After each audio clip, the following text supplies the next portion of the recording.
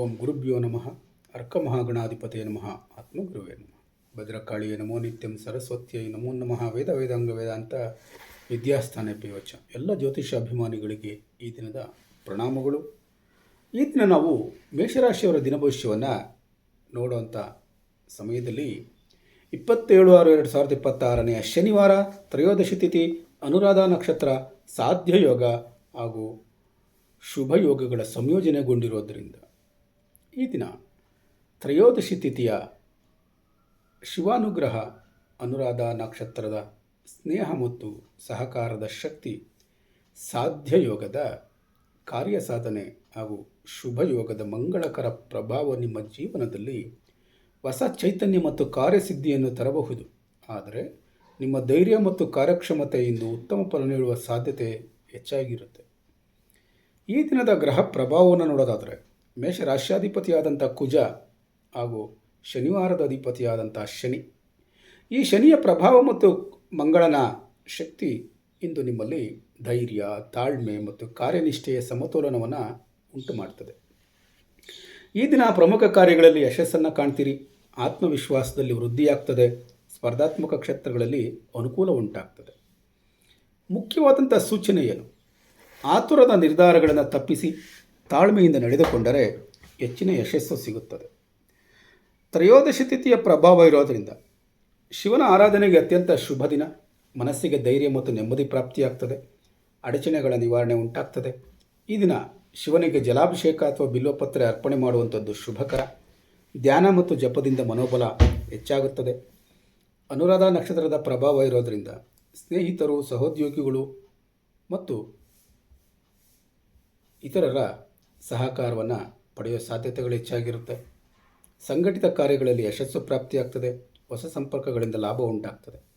ಹಳೆಯ ಪರಿಚಯಗಳಿಂದ ಅನುಕೂಲ ದೊರೆಯಬಹುದು. ತಂಡದೊಂದಿಗೆ ಕೆಲಸ ಮಾಡುವುದರಿಂದ ಉತ್ತಮ ಫಲ ಸಿಗಬಹುದು. ಸಾಧ್ಯ ಯೋಗದ ಪ್ರಭಾವ ಇರೋದರಿಂದ ಅಸಾಧ್ಯವೆಂದು ಕಂಡ ಕೆಲಸಗಳಲ್ಲಿ ಸಾಧ್ಯತೆ ಉಂಟಾಗ್ತದೆ. ಬಾಕಿ ಉಳಿದ ಕಾರ್ಯಗಳ ಪೂರ್ಣತೆ ಎನ್ನುವಂಥದ್ದು ಪ್ರಾಪ್ತಿಯಾಗ್ತದೆ. ನಿರೀಕ್ಷಿತ ಸಹಾಯ ದೊರೆಯುತ್ತದೆ. ವಿಶೇಷ ಫಲವನ್ನು ನೋಡೋದಾದರೆ ಇಂದು ಬಹಳ ದಿನಗಳಿಂದ ಬಾಕಿ ಉಳಿದ ಕೆಲಸಗಳಲ್ಲಿ ಗಮನಾರ್ಹವಾದಂಥ ಪ್ರಗತಿ ಕಾಣಬಹುದು. ಶುಭಯೋಗದ ಪ್ರಭಾವ ಇರೋದರಿಂದ ಶುಭ ಕಾರ್ಯಗಳಿಗೆ ಅನುಕೂಲ ಉಂಟಾಗ್ತದೆ. ಕುಟುಂಬದಲ್ಲಿ ಸಂತೋಷ ಪ್ರಾಪ್ತಿಯಾಗ್ತದೆ. ಸಾಮಾಜಿಕ ಮತ್ತು ವೃತ್ತಿಪರ ಕ್ಷೇತ್ರಗಳಲ್ಲಿ ಬೆಳವಣಿಗೆ ಉಂಟಾಗ್ತದೆ. ಈ ದಿನ ಶುಭ ಸುದ್ದಿಗಳನ್ನು ಕೇಳೋ ಸಾಧ್ಯತೆ ಹೆಚ್ಚಾಗಿರುತ್ತೆ. ಹೊಸ ಯೋಜನೆಗಳಿಗೆ ಉತ್ತಮ ದಿನ ಇದಾಗಿರುತ್ತೆ. ಉದ್ಯೋಗದ ಫಲವನ್ನು ನೋಡೋದಾದರೆ ಉದ್ಯೋಗದಲ್ಲಿ ಉತ್ತಮ ಪ್ರಗತಿಯನ್ನು ಕಾಣ್ತೀರಿ. ಮೇಲಧಿಕಾರಿಗಳ ಮೆಚ್ಚುಗೆಯನ್ನು ಪಡ್ಕೊಳ್ತೀರಿ.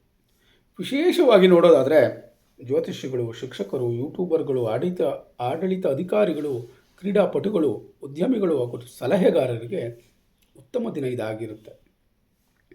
ಬಿಸ್ನೆಸ್ ಮಾಡುವಂಥವರಿಗೆ ವ್ಯಾಪಾರದಲ್ಲಿ ಉತ್ತಮ ಲಾಭ ದೊರೆಯುತ್ತದೆ. ಹೊಸ ಗ್ರಾಹಕರು ಮತ್ತು ಸಂಪರ್ಕಗಳಿಂದ ಅನುಕೂಲ ಉಂಟಾಗ್ತದೆ.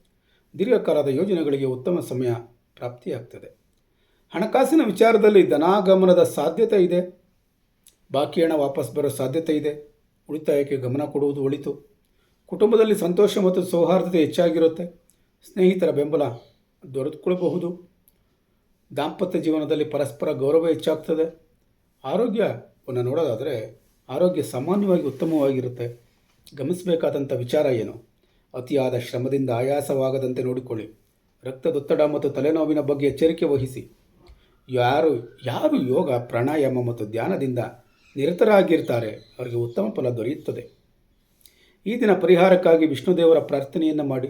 ಕೊನೆಗೊಂದು ಕಿವಿ ಮಾತು.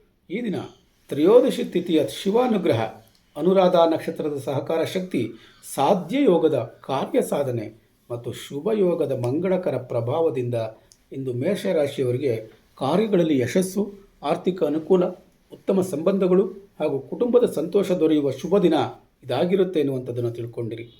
ಈ ದಿನಭವಿಷ್ಯ ನಿಮಗೆ ಉಪಯೋಗವಾಗಿದ್ದರೆ ತಪ್ಪದೆ ಚಾನಲನ್ನು ಸಬ್ಸ್ಕ್ರೈಬ್ ಮಾಡಿಕೊಳ್ಳಿ. ನಾಳೆ ದಿನ ಭವಿಷ್ಯಕ್ಕಾಗಿ ಮತ್ತೆ ಭೇಟಿಯಾಗೋಣ. ಧನ್ಯವಾದಗಳು.